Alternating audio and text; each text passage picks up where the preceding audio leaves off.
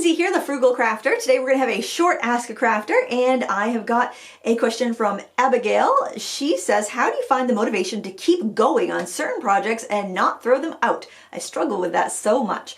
Well, there's nothing wrong with getting rid of a project if it's not working. I find that if I have a project sitting around for more than a month on a shelf looking at me, then it's time to let it go because I'm probably lost interest. Now that's me. I tend to lose interest pretty quickly. If I have an idea for something, if I don't jump on it right away, I generally will lose interest in it. You might be different. Something you could do if maybe you've invested a lot of time and a lot of expensive materials in it, so you just financially don't feel like you can let it go. Put it in a closet and maybe just put a reminder on your calendar for like a month later to have a look at it and work on it some more.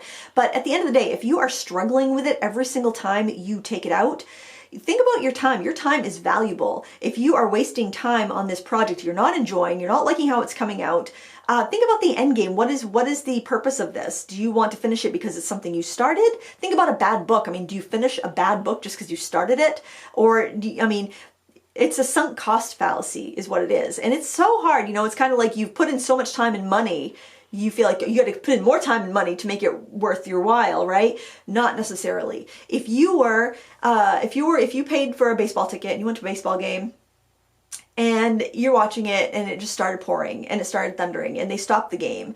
And would you stand there for 2 hours to get your money's worth? No, you wouldn't do that. You'd go home. You're like, well, that money's spent. I'm not going to stand out here. Even if the game is still going on, would you want to sit out there in the rain just because you paid money to go? The money's spent either way. Do you want to spend the next couple hours of your life in a warm, toasty cafe, or do you want to spend it outside in the rain watching a game? That's kind of what it is.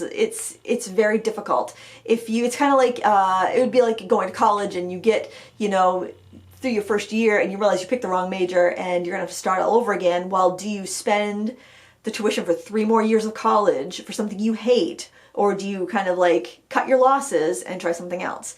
It's sunk cost fallacy. So if it's something like that where you're like, I really do not like this, it's not coming out, the only reason I'm doing it is because I started it and I put time into it and I've put money into it, then it's probably time to let it go. And I am so terrible about that. I hate wasting time and wasting money. I hate it when I have projects like that, but sometimes it happens and you'll feel better if you let it go and you move on to something else, trust me. And we're going to do one more question. So we're going to keep this one short and sweet. And that question is, I really want to know how you choose colors for a custom watercolor palette. I know it's good to have both cool and warm colors, but do you just go with your gut and what you like, or are there some colors you should definitely always avoid? I hear some people avoid white, but not sure why. What are your thoughts on good convenience colors? Love your videos. Rachel from the UK. Well, Rachel, I recommend starting off with a warm and cool version of each primary, and I do have a video on how I set up my watercolor palette. I'll try to remember to link it, but if I don't, just Google or go to YouTube and type in Frugal Crafter split primary palette and it will come up.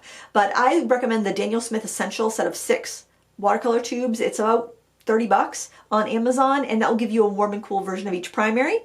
And then I would go with a sap green for a convenience color. I love that color. Yellow ochre, and either a burnt sienna or burnt umber. Just make sure the pigment on that is PBR7 and not PR101. You want PBR7. So either burnt sienna or burnt umber. You're going to be able to mix pretty much anything from that. Now, in addition, if you want to add some other things for like texture or unique colors, I like cobalt teal. That's a really nice color to add in.